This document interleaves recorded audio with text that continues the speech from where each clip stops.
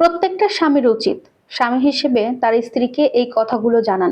আপনি স্বামী হয়ে যদি আপনার স্ত্রীকে এই কথাগুলো সম্পর্কে না জানান, তাহলে আপনি আপনার সংসারে সুখ শান্তির ছোঁয়া নাও পেতে পারেন। পাশাপাশি আপনার সংসারে কোনো উন্নতি নাও হতে পারে। নাম্বার ওয়ান, প্রথমত আপনি আপনার স্ত্রীকে জানাবেন সে যেন সব সময় অজু করে রান্নাঘরে প্রবেশ করে। 2 নাম্বার, আপনার স্ত্রীকে বলবেন প্রতিদিন সকালবেলা যখনই চুলা জ্বালাবে বিসমিল্লাহ বলে তারপরে যেন চুলা জ্বালায়। নাম্বার 3, যখন আপনার স্ত্রী রান্না করবে কিংবা খাবার তৈরি করবে কিংবা খাবার পরিবেশন করবে, তার মাথায় যেন কাপড় থাকে। এক কথায় আপনার স্ত্রী যেন মাথায় কাপড় রেখে খাবার রেডি করে।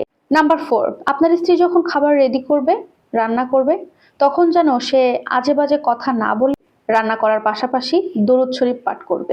এতে করে তার রান্না করা খাবারে বরকত হবে। এই ছোট্ট কয়েকটা কথাকে আপনারা কিন্তু সামান্য বলে গ্রাহ্য করবেন। এই কথার গভীরতা কিন্তু অনেক বেশি। এই কথার গভীরতা যারা বুঝতে পারবে, যারা মানে বুঝতে পারবে, তারা এই কথা শোনা মাত্র তার প্রিয়জন, তার কাছের মানুষকে কথাগুলো পৌঁছে দেবে। আর তাছাড়া এই কাজগুলো যে ঘরে যে স্ত্রী করে থাকে, সেই সংসারে কখনো কোনো অভাব অনটন দারিদ্রতা ছুতেও পারে। কিন্তু আমরা কি করে থাকি বলেন তো? হ্যাঁ, অনেকে হয়তো বা বলতে পারেন আপু রান্না করার সময় বা খাবার বেড়ে দেওয়ার সময় এত তো আসলে নিয়ম মানা যায় না, কারণ রান্না করতে প্রচুর গরম লাগে, একটা পেরেশানি কাজ করে, এত নিয়ম মেনে রান্নাঘর মেনটেন করা খুবই কষ্টকর, হয় না?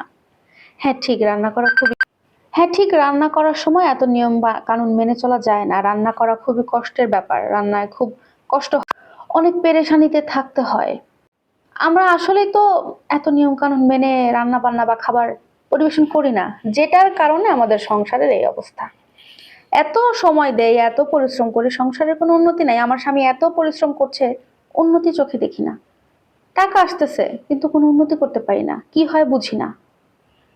কিন্তু আপনি দেখেন, যেই সংসারের স্ত্রী এই নিয়মগুলো মানছে, রান্নাঘরে ঢুকছে অজু করে, চুলা জ্বালাচ্ছে বিসমিল্লাহ বলে, খাবারগুলো রান্না করছে, পরিবেশন করছে, মাথায় কাপড় থাকছে, ওই সংসারে আল্লাহ তাআলার বরকত আসছে, ওই সংসারে আল্লাহ তাআলার বারাকা হচ্ছে, ওই সংসারের উন্নতি ধীরে ধীরে বেড়েই চলেছে, কেউ ধরতে পারছে না। সবসময় একটা অভাব যেন আমাদের পেছনে একদম আঠার মতো লেগে থাকে। সবসময় আমরা বলি অভাব অভাব আর অভাব, অভাব যেন পিছুই ছাড়ে। কিন্তু এগুলো কেন হচ্ছে? কেন অভাব ছাড়ছে না আমাদের পিছু? এটার কারণ কিন্তু আমরা জানতে পারি না, জানতে চাইও না। আর এই ব্যাপারটা কিন্তু শুধু আমার আপনার ঘরে না, দেখা যায় আমাদের সমাজের অধিকাংশ পরিবারে এটা ঘটে থাকে। অধিকাংশ নারী রান্নাঘরের প্রচুর গরম থাকার কারণে মাথায় কাপড় দিচ্ছে না, অজু করে ঢুকছে না, বিসমিল্লাহ বলছে না, নিজেদের মতো গল্প করছে, রান্নার সময় এটা করছে সেটা করছে, যে কারণে সংসারের এই অবস্থা হয়ে দাঁড়ায়।